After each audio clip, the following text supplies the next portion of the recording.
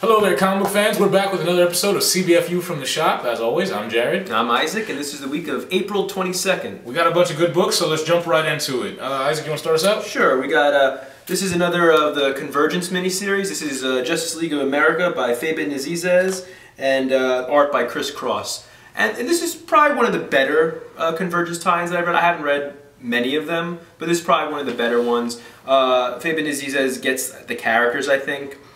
Ralph Dibny and Sue Dibny, it's always nice to see them. I haven't seen them in the DCU in a long time. I'm sure after Convergence we won't see them for another long time. Because DC does... Never mind. But it's not bad. It's not bad. It just, not much seems to happen. It just, they've been without their powers like all the other heroes under the dome for like a certain amount of time. And then suddenly they have their powers back, and most of the books is just dealing with them training to get into shape for the fight that's to come. And it's okay. It's not great. I wouldn't say it's great, but it's better than some. Okay. I mean, I didn't get a chance to read it, but you know, all the Convergence books, it's just I feel like they all suffer from the fact that you know that these stories mean nothing. Yeah. You know. Yeah. And even if they were just like one shots where they could take risks and do certain things with certain characters, I feel like that's what DC is lacking. Yeah. Like they're just not taking those risks with these characters. And it's basically all the same thing. It's you know, go fight. We introduce the characters back. The dome comes down, we get their powers back, they meet another world, they fight. And that's pretty much the end of the book. And it's not bad, it's nice to see some of these characters again, but again, it's just, if you've been reading any other Convergence title, it kind of gets repetitive at this point. Yeah. So I would give it 6 out of 10 Lugos. 6 out of 10. It's not bad, it's not great, but it's good. Check it out if you're a fan of the Justice League of America. From Detroit. Yeah. Next up from DC, we have, actually it's a review of the Free Comic Book Day issue. This is Divergence, issue number 1. And basically what this is, it's kind of like a bunch of mini compilations. Just, it's kind of like giving you previews into what's going to be coming up from DC, the next big things happening with their Batman books, their Superman book, and also a prelude to the Darkseid Wars. So, I love this. I kind of skipped over the Batman book because I heard that it's kind of spoilerish if you like know for Snyder's run. Well, it basically tells you the end. Yeah, you know what's going to happen after that. But for people who read this, the final issue of Batman will be out before this comes out, right? So it won't spoil anything for anyone who reads that first. Cool. So same thing with Superman. If that kind of basically like just jumps midway point into the next arc. I actually like the new status quo of Superman that they're introducing with this. I don't know if you've seen the preview or not, but it's just him with like the shave cut, and then he has the t-shirt. It's Superboy. Determined to Connor Kent. But no, I just really like it's interesting. I never used that when describing Superman. You know, it's somewhere that I've never seen him go before. So I would just that little mini alone, I would give that 8 out of 10 Lugos. And then in the back, the prelude to the Darkseid War. That's 10 out of 10 right there. That just got me so hyped for the Darkseid Wars because it shows the main character, the main protagonist essentially, and that they share an origin with one of the DC Trinity, and you know it's just it looks epic. Yeah, no, right off the bat. Really the art is fantastic, the writing is spot on, and it sets everything up to like I want more. I'm upset that this was just a tease. Yeah, no, Jason Fabok's art is great, and Jeff Johns gets the DC characters, and we don't think anyone else does. Just write everything. And out of the 3 stories, that's definitely my favorite. I did read the Batman stories, spoilers and all, and it's an interesting story. I mean, everyone knows, maybe not everyone knows who the new Batman is at this point, but it's someone else in the robot suit. And it's an interesting story. I don't think it's going to last forever, but it's an interesting point. Yeah, I'm curious to see where it goes. I'm curious to see, first of all, what happens to at the end of the Batman Endgame, and I'm interested to see where it goes from here. The Superman story, I didn't like it as much as you did. Jarmier Jr.'s art is still, for me... At this point, it's like, you know, I know what he's capable of, and I accept his art. Yeah. I don't even see it as art. It's like, really just read the words, and it's like, it just helps me move from bubble to bubble. As long as he keeps the panels good, I'll never give him a good grading on art. But out of the 3 stories, that was definitely my least favorite, I think.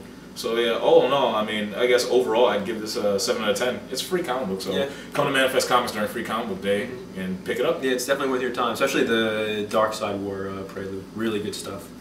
Okay, next we have a new #1 from Image. This is Kaptara. This is by Chip Zdarsky from Sex Criminals. He's artist of Sex Criminals. I think he writes Howard the Duck for Marvel now. And art by Kagan McLeod. I didn't really care for this. Not at all.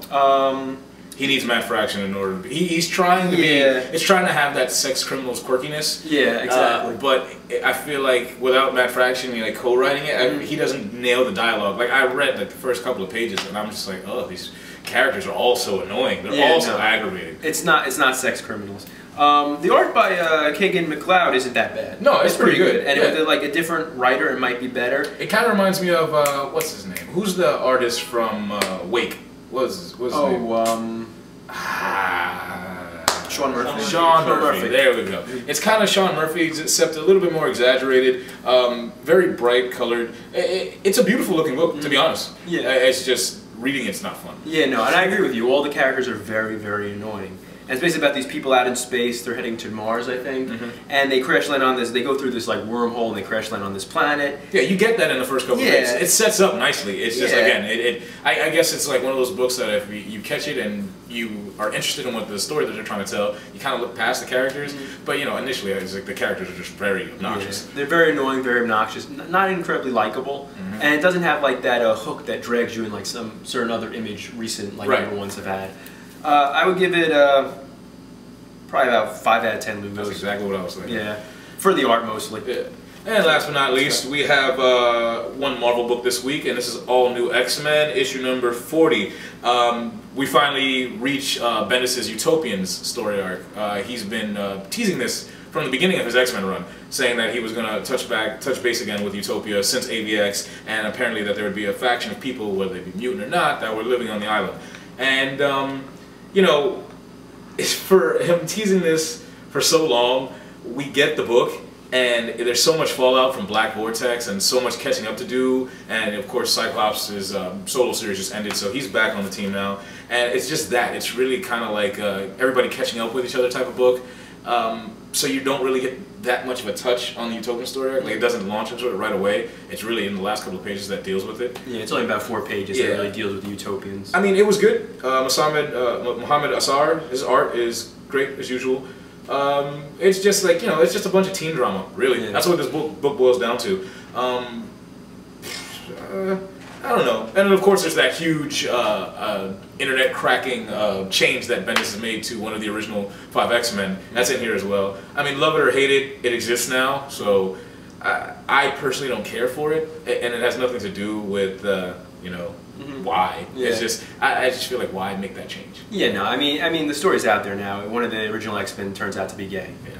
And the way Bendis does it and handles it, forcing the issue, is really, it's sloppy. It feels like he himself is being pushed. Yeah, It feels like Bendis wants this to happen, so the characters are to make sure it happens before he leaves. And it feels forced and pushy, and it's like, it's sort of like the same thing with when you make an old character black. Yes. Or it's like, why not just make a new mutant gay? Exactly. Why do you have to force it? It's supposed to be the all new X-Men, so why didn't they just introduce a new team member or like take one of? I mean, he just introduced all of those characters from an Uncanny X-Men, and he introduced a brand new gay character in that book with Morph. So you could have just took him and implanted him there, or just have one of them join the team. I'm not really sure what the reason is behind it.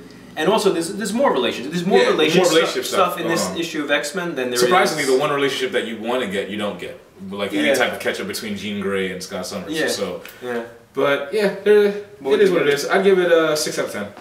6 out of 10. Okay. We also got a preview of the Secret Wars. This is the Secret Wars cover that Marvel is doing, and it's sort of like one of those like books where it's like shiny. I don't know how to describe it otherwise, but it's really cool and should be interesting. It's like an extra layer. It's like an extra layer. Extra layer. Yeah. This is nice. So yeah. All right, guys. That's another episode of Cbfu from the shop. And as always, buy comics. Yep. See you next week. Bye, guys.